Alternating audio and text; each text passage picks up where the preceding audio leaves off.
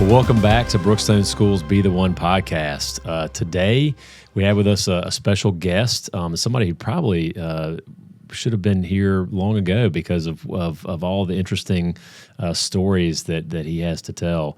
But we have today a music teacher, Andrew Stubbs, and that descriptor doesn't do you justice for all the things you do here for us. So let's start like we always do. Andrew, tell us a little bit about how you ended up here at Brookstone. What's your story? Oh, let's see. How far should I go back? I believe so. Before I arrived here, I was with Muskogee County School District for, I guess you could say, 10 years total. I was a sub for 4 years, and then I taught full time for 6. So why'd you go back in? Why'd you get interested in teaching? Well, back in 1996 is where I actually first started playing. I was actually a trumpet player before I was a guitar player, and so 96. I was at Taylor Street Middle School, and I really, at the time, I didn't really want to do music. I was still kind of playing sports, and I was just kind of being, a 6th grade kid that really didn't want to listen to his parents. And so I finally, begrudgingly, I gave it a shot, and I guess I really took to it because. And at the time, I wasn't thinking, am I any good at this? It was just I just kind of went with it. I learned how to play. I learned how to do that sound to make the trumpet work. And, by the end of the year, I guess I had progressed in such a way that my band director at the time, Miss Dennison, she gave me some kind of award, or she acknowledged me at the end of the year. She told me to stand up at the performance. And then, so by the time I was in 8th grade, I knew that I was going to be involved with music somehow. My dream was to be in the London Symphony Orchestra and play trumpet, because that's the orchestra that records all the Star Wars. Yeah, that's exactly what I was going to say. Yeah, so that was my big dream. That was what I really wanted to do. And then, so I go through high school and I stay with it and go to Columbus State University. I started Columbus State in the fall of 2003. And I found out really quick that it was really stiff competition. I was pretty good, in my home school in my hometown, but when I got here, it was a big eye opener. So, that's kind of how I ended up, doing the music education route. And I can still play. I still get to play to this day. I'm not playing, in big symphony orchestras, but. Rewinding back to my junior year, I wanted to play guitar for a while too. So my parents got me a little cheap electric guitar for Christmas one year. And I figured at the time I'd been playing trumpet for, 6-7 years. So this is going to be easy. And then of course it was anything but. So I had to, there wasn't a whole lot of music reading, because most guitar players, when they start, they have to learn how to read the chord diagram, and then they have to learn how to read tablature, which is kind of the easiest way to acquire the information that you need.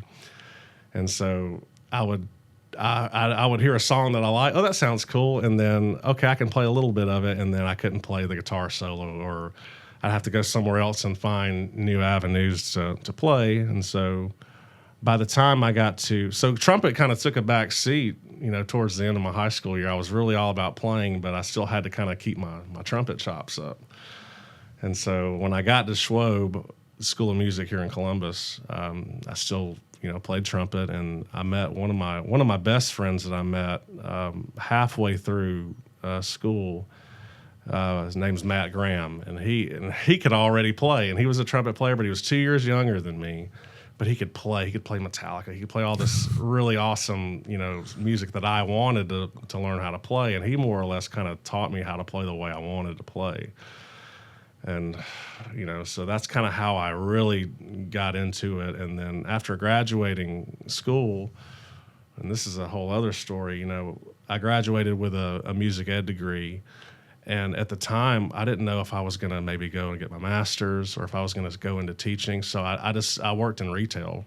So this is one thing, that you might not know about me, about my resume. I actually didn't teach for years upon graduating college. I was actually a manager for Abercrombie and Fitch. Nice. Back in 2008. Yeah. So were you in the mall? Yeah, I was in the Peachtree Mall, right up the road. And So after that was over, I was working at Starbucks. So, and then finally, so I was out of the game for many years. That's why, I feel like my story, I've kind of come up the hard way, because I didn't just go right out of the gate. It was kind of, is this really what I'm meant to do? Is this what I want to do? Is this, how it's going to work out for me? So, when I tell people that, this was a real uphill climb, it really was, because, it's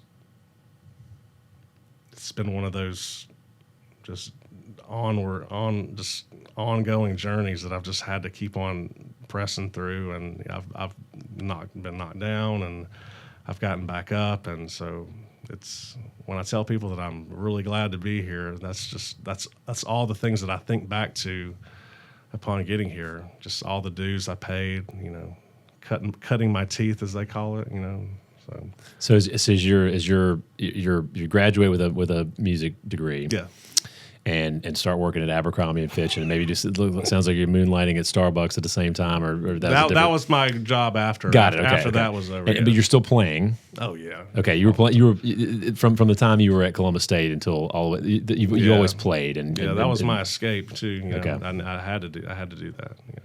And so as you're sort of discerning what you want to do with your life, what brought education into that equation? I think I just kind of had enough of the grind of just working somewhere that I really just shouldn't have been in the first place. So I finally got it together. I started subbing, and then so I started subbing. I believe it was 2011, the fall of 11. I started subbing, still working, at night. So by the time I got done with the day, I was pretty tired. So in January of 2012, I met Glenn Giles, who was at the time there was a guitar store called Gorilla Guitars. I guess that was a good play on words. So I applied essentially just to be in charge of the lessons, like just program, scheduling everyone's lessons. And then he called me, and he was like, "I think you'd be better fitted as a teacher." I said, "Well, I do too, but I'm glad you saw it that way." So I interviewed, and then that's when I started actually giving guitar lessons. Cool.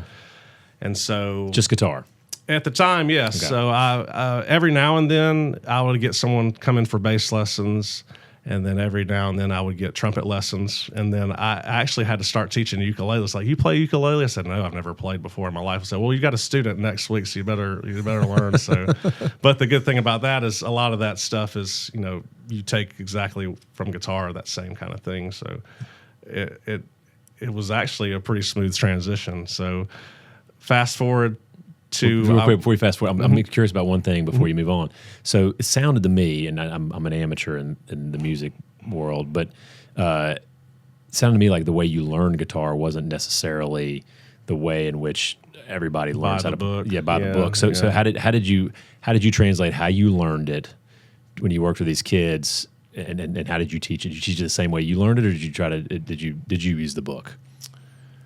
That's a great question. So back in, I guess it was Christmas of 01, where how the internet was back then. That's right. It was dial-up. That's right. So there was how I acquired information was I would go on the online guitar archive, and it was Olga is what we called it. So I know my parents were so angry with me because I would print out all these tabs, and I would use up all the ink. So I would use tablature, which is basically just the numbers. You have the number where you go and everything like that. And certain songs kind of dictate, how you learn. But when it comes to actually teaching my kids, I obviously use the technology that's available today to do that. And sometimes it may be I just order the music and I give it to them.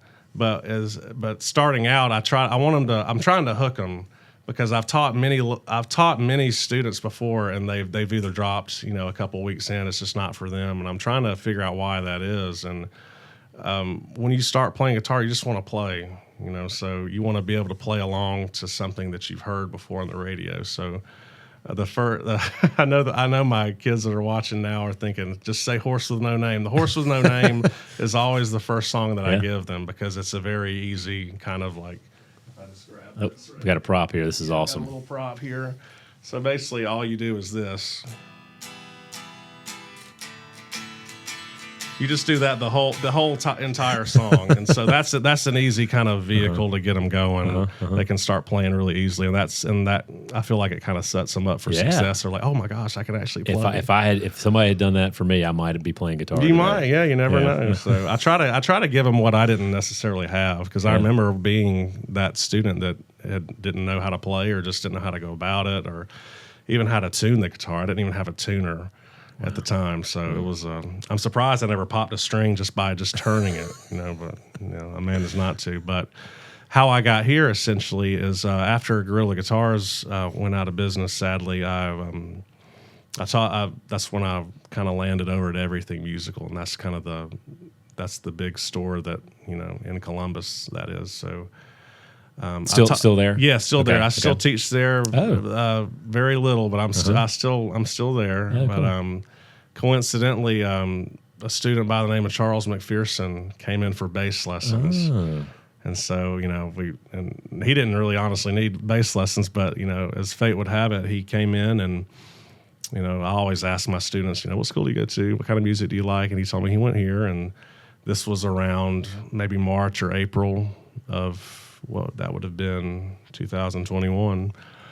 And he broke the news to me that his music teacher at the time was leaving. So I said, okay. So I applied for the job, and I forgot who it was that called me. I think it was either Paul or Cindy called me, and they said, yeah, you got to come and do a mock lesson or whatever. So at the time, I had a class. I typically always had a class that had a lot of kids but not enough instruments. So I got creative, and I just ordered a bunch of drum pads and some sticks so we could at least do rhythms, because instruments can get really expensive. And so I emailed Cindy and I said, hey, how many students? Because I was going to bring the number of materials required. And she told me the number of kids, and she said, enough ukuleles for everyone. So I was like, oh, okay. So I had to switch gears real quick. So I brought in like an easy song and like a harder song. And so I showed up. I was wearing my Navy suit, and I'll never forget it. One of the first things I said, and these kids are now juniors. These kids were 7th grade at the time. Now they'll be graduating next year. Yeah.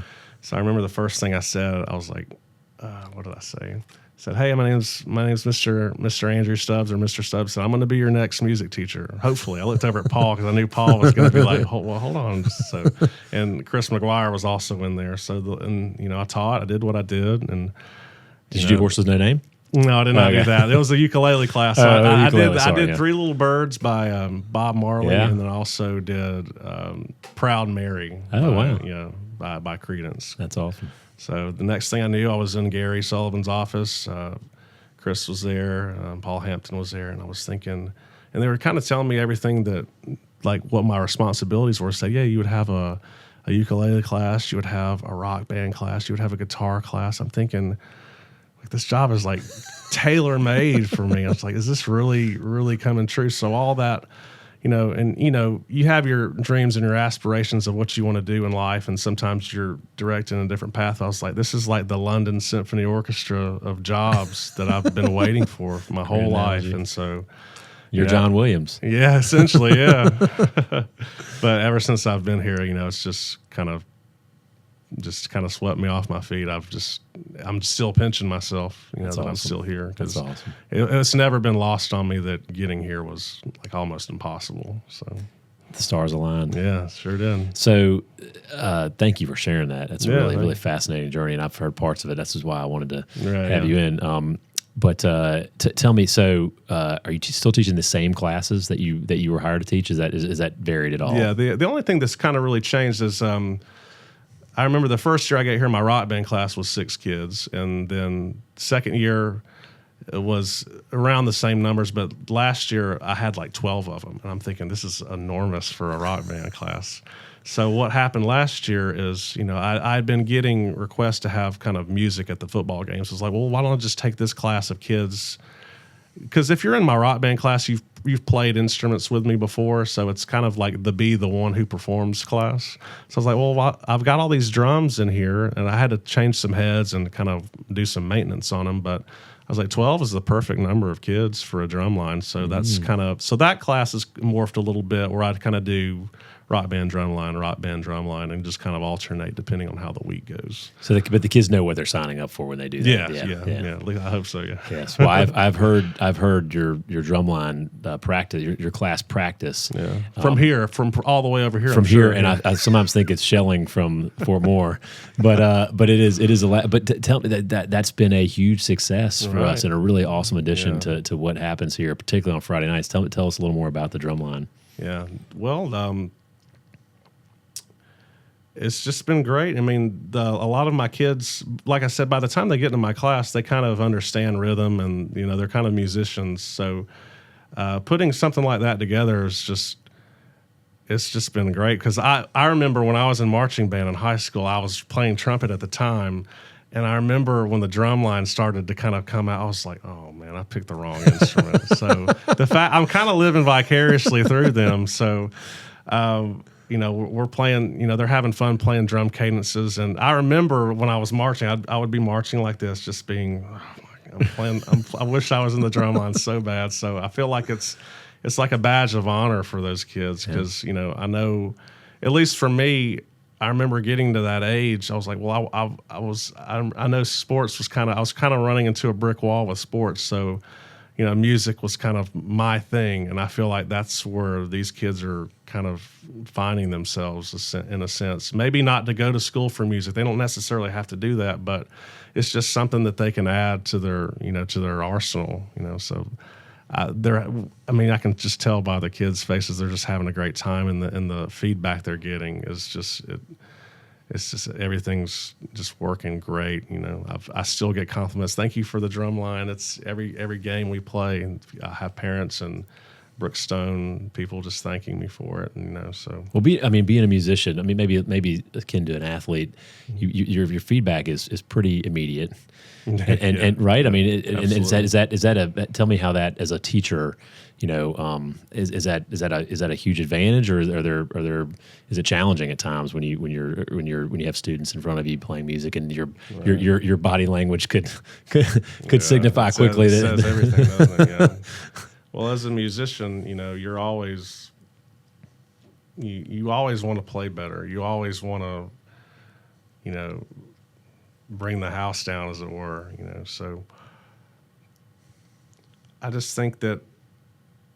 They say it brings people together. That's what music is all about. It shouldn't be about what you can't do. It's about what you can.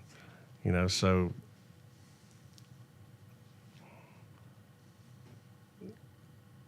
and the fact that we haven't lost a game yet in the regular season, that really it almost makes you think that. I know we're not the sole reason, but. There's just something about the synergy that we can bring to the games, and it drives the football team. I feel like, and it means a lot to me that those kids are out there and they're dedicated to it. They want to be there, so.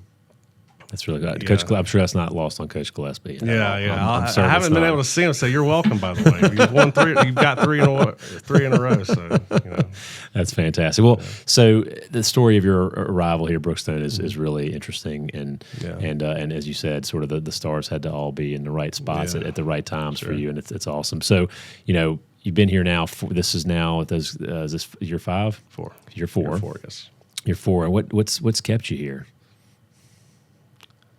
I just, I think the cliche answer would be the people, but, I remember the first year that I was here, we had our first parent night. I was looking for Walter Blanchard's mother, and I ran into Michelle, his aunt, I believe, and she mentioned that, so you're making a really big, impact in these kids' lives, and I told her that they're making the impact in mine, honestly. Because that's really what it is. I've had various jobs where I've been happy or I've been unhappy. I've been kind of whatever. But every single day I'm here, I just No, it's just the fact it was the road that got me here is kind of why. And I love working here. It's like every time when I leave campus every day, sometimes I'm like, let me just do one more thing, or let me try to finish this arrangement up for these kids, so that way, so tomorrow when they come in, it's almost like kids coming in for presents on Christmas. That's kind of how they are when they get a song that they like to play, or they, that's what drives me to just keep going and going. That's awesome. Mm-hmm. I forgot to ask you about one other thing. Mm-hmm. You're a teacher of music. You also coach. Oh yeah. I didn't know that until I got here as well. Tell us a little bit about that. Yeah, I was we were at lunch one day and we were talking about, I guess, the World Cup, and I guess Mike Hoovey overheard me. He heard me speak about Mbappe. I guess he knew that I knew who soccer players were. So before I knew it, he was asking me, "Hey, do you want to coach with Gary doing middle school?" So I said, "Sure, why not?" And it was all that stuff. And granted, I hadn't played soccer since I was probably 13, 14 years old. I'm almost 40 now. So that was a great season. We lost one game. Oh, I heard about that season. And then the next 2 years, I started coaching with Hoovey, coaching varsity. So mm-hmm. it was great. It's a great way to stay in shape too. I'm trying to lose this dad bod, but it's not helping. But, How is coaching enhanced your experience here and your relationships with kids? Well, you get to see them in a different light. It's being out on the pitch with them is a much different environment than being in the classroom. So, but they're just resilient kids, and when things don't go their way, they let you know. But their ability to bounce back, is so nice to see. Because every day is a new day, every game is a new game, and just when you think that they're going to have a rough night, they may surprise you, and they may give them a run for their money. But yeah, I've always believed that if you support the kids outside of the classroom, then they'll support you inside of it. So, yeah, no doubt about it, no doubt. All right, so you just mentioned you alluded to the fact that you're a dad. Yeah. Tell us a little bit about your family and what how they you as a father and a husband, how that informs your work here. Okay.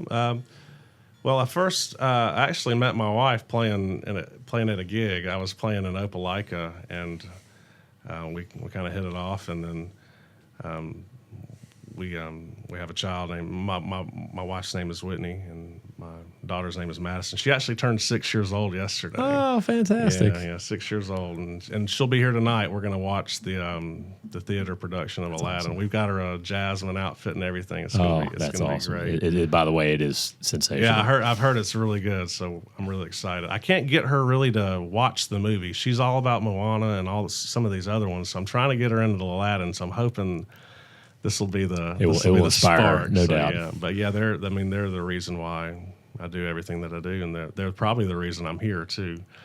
To be honest, I remember one of my proud moments one of my most proudest moments when I started here was we gave the rock band class the first year I was here. We performed for program time, and they came.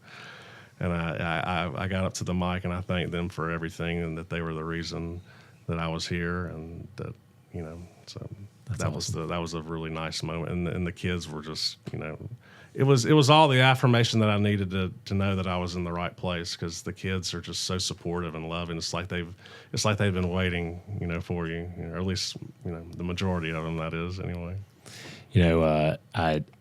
I think about this often when I watch you in action or see you, in particular when you're playing or up on stage with your students. I think about that movie, School of Rock. School of Rock, of course. You and I have sort of joked about it a little bit here and there. Is that a movie that's interesting to you, or is that something? I love that movie. Is that an inspiration at all to the work that you do? Well, it's always been in the back of my mind, sure. And granted, when I went to music school, I was kind of thinking, okay, I'll be a band director. I'm going to be conducting. I'll be doing all that stuff, and more here, and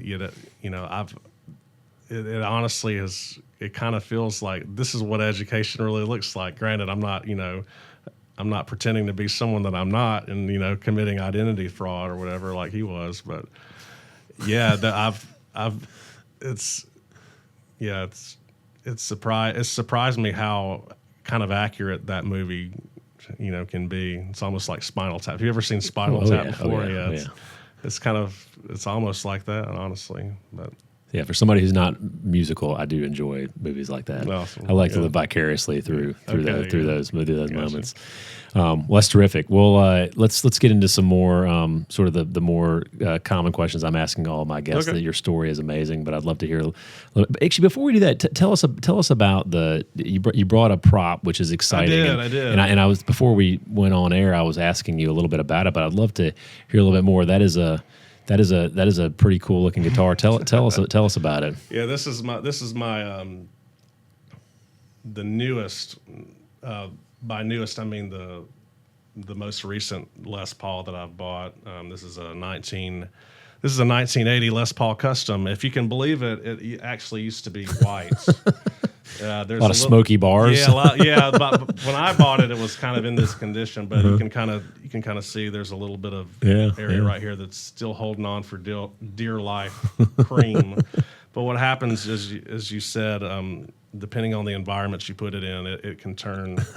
It starts off white, like alpine white, and then it starts to kind of go cream, and then it turns into this mustard yellow. I've actually seen some on Reverb that are like orange. They've gotten so aged that. Are there a limited number of those in existence right now? I wouldn't say limited. They make them. They make them pretty much every year, and the very first year that if you go all the way back to 1952, that's when they started making Les Pauls. Okay. And Les Paul was an actual person who was like a jazz player. Mm-hmm. And there was a gold top. There was also a black beauty that they made. And then 59 is the year. That's like the holy grail of Les Pauls. And that's the year that everyone wants.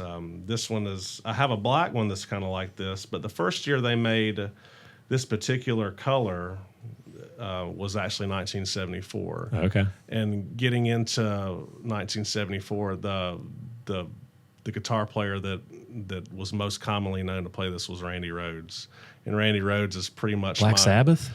You're close. He's the one that wrote. Okay. He's the Crazy Train guy. Okay, so, that's Black. Yeah, he was in Ozzy Osbourne's band when Ozzy Osbourne was fired from Black Sabbath. So okay. That was close. That was close. Yeah, I was close. Yeah. So, and he's kind of the reason why he was the big reason why I wanted to purchase this guitar, and a book that I read by Rudy Sarzo wrote a book. It was called Off the Rails, and he kind of documents a lot of the tours that they went on with Ozzy and a lot of the shows that they played. And when I read that book, it made me kind of want this guitar even more. But one of the interesting stories that Rudy mentions in the book is they were downtown somewhere. I don't know if they were at a guitar store or if Randy was going to do a clinic. But this kid comes up to Randy, and he's got his guitar, and he's like, "I'm trying to figure out how to play Goodbye to Romance." And he grabs the guitar, he starts playing it, and as the book says, he said, "I'm trying to figure out." He starts playing. He said, "I can't remember how to do that, or this one part." And then he gives the guitar to the kid, and he plays it perfectly and walks away.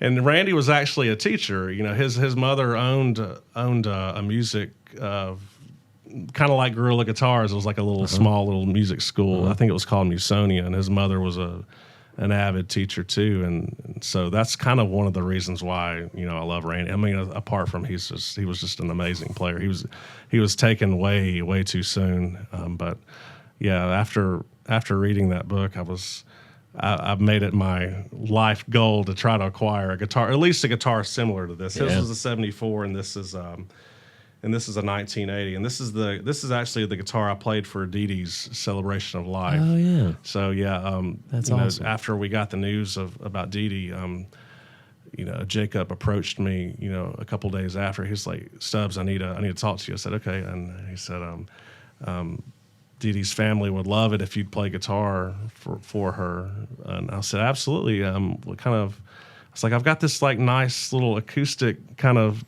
pretty thing that I've been working on. I said, no. He said, we want heavy metal riffs, like all this. I was like, okay, I can do that. So I had this guitar in my office here, and so I decided what better guitar to do it, because Randy was such a big inspiration, and for her family to want me to do that, I was more than honored. So I played just every kind of riff I could think of. Oh yeah, I remember. Yeah, it was great. I thought it went pretty well. So it was great. Yeah, so that was fantastic. Well, that's really cool. Thanks for bringing that. Yeah, absolutely. All right, let's talk a little. Let's talk a little more. So Brookstone has 7 core values that I'm not going to ask you to recite right here, but I am curious as you think about those core values as part of our mission statement. Which one resonates the most with you, or maybe even which one's your favorite? Courage. Okay, absolutely. I think it takes, from a musician's standpoint, that one resonates with me the most, because I think any musician I think probably one of the most difficult things to do it is just having the nerve to do it, or the courage.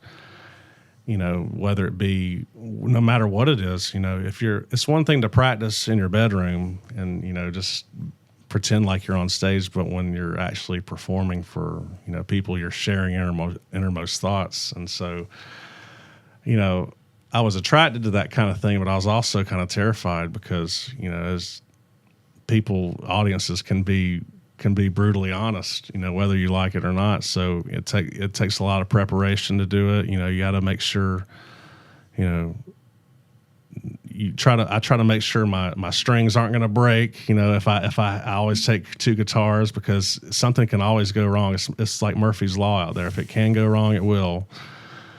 So when I see my kids, that's why I try to prep them as well as I can. I try to set them up for success. I try not to give them something that's too far out of reach. I realize that I have to give them things that work, if that makes sense. Sure. So courage is that's awesome. The one that I are we as a school, do you think, providing enough opportunities for kids to demonstrate that core value, particularly in your world? Oh yeah, absolutely.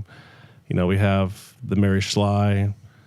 We have, football games that have kids that will play the Star Spangled Banner, and I'll work with them on that, and various other recitals. So I feel like we do. Yeah, absolutely. Good. No, it's visible learning at its best, right? yeah, absolutely. That's great. All right. Well, I see you out and about on campus a lot. You're in the soccer field. I'm hard to miss. Yeah. Well, well, that's true too. But also, I'm assuming you probably have places on this campus you like more than others. What would you say is your favorite place on this Brookstone's campus? Well, other than the lunchroom, we do spend a lot of time together in the lunchroom. Yes. Probably, honestly, my room, because that's where it all happens. That's where in my office, that's where I'm preparing their music. I'm arranging it for them, and that's where everything happens. And then the football field, probably too, where we get to showcase, what we're doing. Yeah, that's awesome. Probably those are the main places. Football stadium on Friday nights. Absolutely, Friday nights. Yeah, that's terrific. And you mentioned this a little, and this there may be. You talked about an important moment for you. Is there another moment, or was that the moment for you that sort of, while you've been here, that made you particularly proud to be part of this community? That was 100%. And then, that's great. And then last year, not to toot the rock band horn too much, but I remember after we did another performance kind of close to Christmas. McGuire always likes to, he's kind of like the DJ, and he kind of likes to kind of man the ship. So we finished all the songs, and then he's like, we've got one more. And then, so that's kind of been what we've been doing. So this Christmas piece that we were going to just perform for Mary Schley, I said, well, we've got this one in our back pocket. It was, what's the Mariah Carey song? All I Want for Christmas Is You. The kids went absolutely ballistic. They stormed the front of the stage. It was like a little mini pit, if I remember this. I remember this. Yes. Oh my God! Was this coordinated or not? No, absolutely was not. And then the kids just went ballistic. And I remember after Chris, I walked up to Chris and he was like, Stubbs, that was amazing. It just keeps getting better and better. And all these compliments just keep my ego just going, just expanding. And Paul gives me, he always, tells me how well the drum line's doing, how well this class is doing, how well the guitar class is going. So I feel so supportive, supported here. And, so I'm glad to hear that. Yeah. I could probably give you 10 more at least. It's well deserved. Well, you've been a big part of a lot of our traditions. You mentioned the Schlock concert. Mm-hmm. What would you say is your favorite tradition here at Brookstone?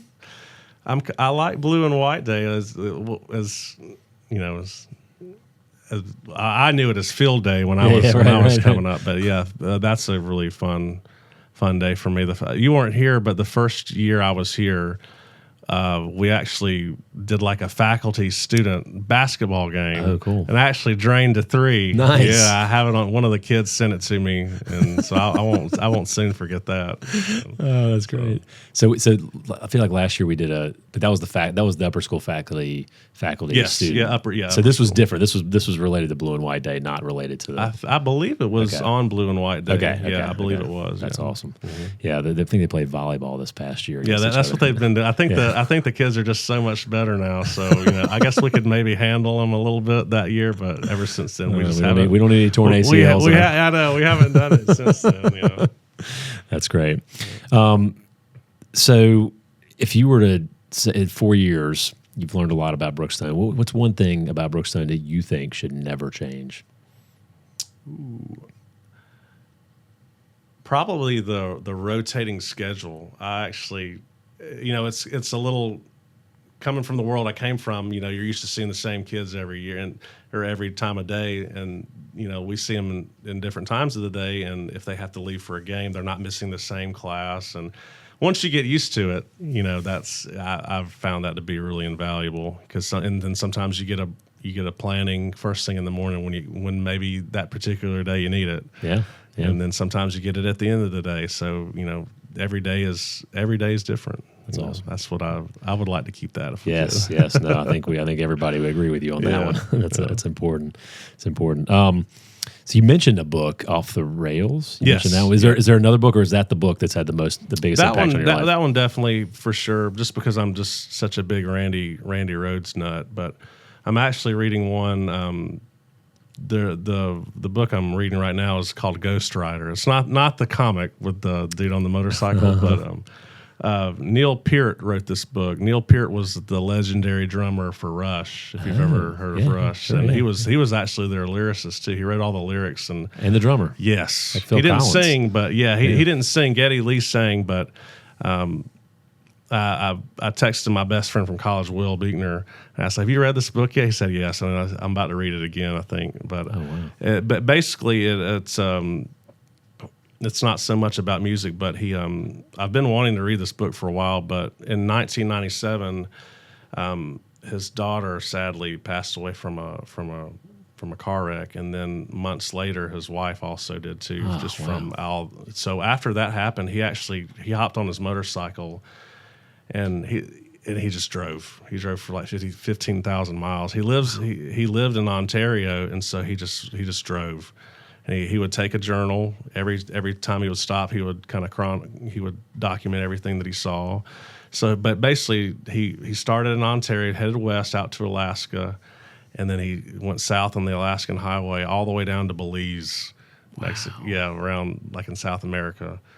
And so that's and there's also a documentary where he kind of talks about, how he refers to his little baby soul, and how it would only be soothed by motion. He had to get away from all those reminders. Wow. So that's been fun to read. Do they still play Rush today? No, well, sadly, Neil Peart passed away probably 5 or 6 years ago. Okay, so that was an older book. Yeah. He wrote it. I think he wrote it around probably the early 2000s. I actually got to see them on the Clockwork Angels tour. This is close to 15 years ago, and they were just amazing. And that was seeing them kind of reaffirmed just like, God, that's what I want to do, you know. So, and I want my kids to feel excited about that kind of thing, you know, too. Yeah. So, and they go to concerts. Some of my kids went to see Green Day and Smashing Pumpkins just I think a month or two ago. That's my era right there. Oh yeah, absolutely. Yeah, Green Day was my band when I was driving. I'm surprised I didn't get any speeding tickets from just blasting it. That's amazing. Thank you. So you already mentioned something that we might not know about you from reading your resume. You mentioned Starbucks and Abercrombie and Fitch. But I want to hear a little bit more about Starbucks. What was your specialty at Starbucks? I was just slinging coffee all over the place. I was a barista. It was. I feel like I can still do that job in my sleep, honestly, because there was so much repetition, but yeah, it was a food industry job too. So like, mind you, my first job was Chick-fil-A. So okay. Yeah, I did that. That was when I was like 15, 16. I was driving or whatever when I first started driving. And so that there was a lot of parallels when I started that. But one of the other things, I've had some pretty fun gigs too when I started playing, live. Let's hear 'em. 2 gigs that really stood out was we opened up for some people that have been on some big stages. Tim Ripper Owens, who replaced Rob Halford and Judas Priest. He sang. We opened for him, and his guitar player and his drummer were in Megadeth for a short period of time. And the guy that played bass was Glenn Poland, who actually used to own Everything Musical. So that's how I kind of got to go on board that gig. And we actually opened up for him twice, and where was that? This was in the first time it was at a bar called Legends, and that's kind of close. That's in Columbus. The second time was at the bottling plant in Opelika. Both were great. I learned a lot, about stage presence and from Glenn. And the other one, this is kind of like a marching band thing, but not really. We were the band I was playing in at the time. We played at one of the parades in Auburn. So the guy that was roadieing for us, he drove the truck, and we had like this big float trailer type deal. And we had this big generator that powered everything, and basically we were just on the float or whatever it was, the trailer down Auburn. We were playing like Eye of the Tiger and just all these awesome songs that people were just going crazy. Was that on a football weekend? I believe no. This was actually around when COVID happened. Okay. This was like February of 2020. Oh wow, yeah, okay. Yeah, so but we didn't know at the time, but. And I remember my wife was really sick that day, and we didn't know why, but I think that was actually what it was. But when we were doing that show, luckily I was in the back of the float, and so I was really I'm kind of tall, so I really didn't have the best balance. But luckily I had a wireless unit that I was using, so I wasn't like confined by a cable to stay in one spot. So I jumped off the float and I just played and just kept up with the float. And I went to certain people and was like rocking, or I actually played this guitar too. Oh, cool. I went up to this kid and was like, here you go. And then if it got too far away, I had to go because I didn't want to lose the signal of the sound. That was an amazing. That's pretty cool. That was so much fun. I bet. Yeah, that's really neat. How about that? You've mentioned this a little bit, but I've alluded to it a little bit. But what's the best praise you've ever received? Well, as far as like an award goes, when I graduated high school, I was awarded the John Philip Sousa Award, which is like the highest band award that's awarded to a graduating senior. Rob Akridge was my band director for 3 years when I was at Spalding High School, and I believe hi, Mr. Akridge. I believe he's actually in charge of the Redcoats because he graduated from Georgia, and I had him for 3 years, and I believe that's where he's. And for a guy who's not from Georgia, the Redcoats are the marching band, the marching Redcoats. Yes. Showing my ignorance. Yeah, that's okay. So he runs them now. I believe he does. Oh wow, that's incredible. Yeah. How about that? That's really cool. That's a great. Congratulations on that. Oh, thank you.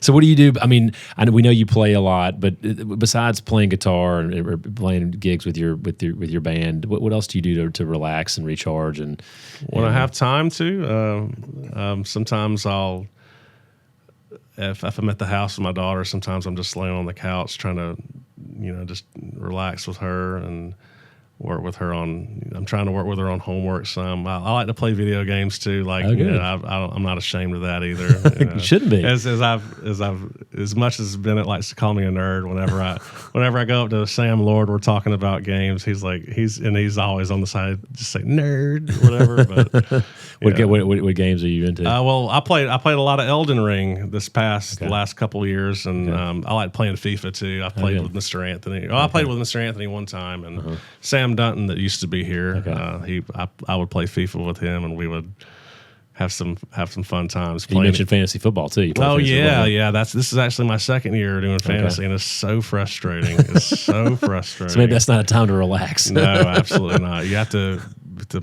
make sure your guy's not going to be out. I had one of my guys got injured in pregame warm-ups. I had no idea and got zero points from my tight end, but it's all in good fun. Sorry to hear that. That's why I don't play it, by the way. Yeah, I don't blame you. I don't blame you. So this may be a harder question for you to answer. But what do you hope for Brookstone? Obviously, you're assuming you plan to make this your career. What are your sort of hopes for the future of Brookstone? What do you want to see happen here, and what do you imagine the possibilities here are for a school like ours? Yeah, that's a great question too.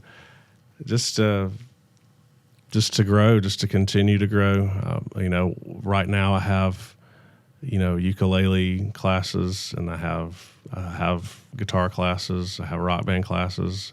Hopefully one day, there's an orchestra one day, or maybe there's a symphonic band, or there's just whatever it is, just to grow, to be able to go and play on a dime. Yeah, if I get an invitation to go play somewhere, I want to be. Maybe if we're nationally known, we can just go play wherever. We could go play in Antarctica if there's a need for us to go there, just to be a well-oiled machine, just to be able to play at a moment's notice. Hopefully. That's awesome. You're certainly moving us in the right direction Thank there. You. Appreciate that. You have good enrollment this year in your classes, right? Yeah. We're overflowing. I bought two more acoustic guitars just the other week. So I like to have backups too, because someone's always going to pop a string before we perform. So that's just how it happens. Just like your tight end going down. Exactly. Got to be prepared. Well, Andrew, this has been a real treat. Thank you so much for joining me on this. Thank you for having me. Really enjoyed learning a lot about you and about our music program and what you've done with it and your short time here. But I tell you, one of the great pleasures I have as the head of school here is to watch your kids perform and see the fruits of the labor. Right. And I do believe fully in making learning visible, and there's really very few teaching roles that make it so tangible. Right. So thank you for all the work that you're doing, and thanks again for everybody for joining us this week. And I hope you've enjoyed this edition. And Andrew Stubbs, our music teacher and soccer coach. Hey. So thanks so much. Have a great day.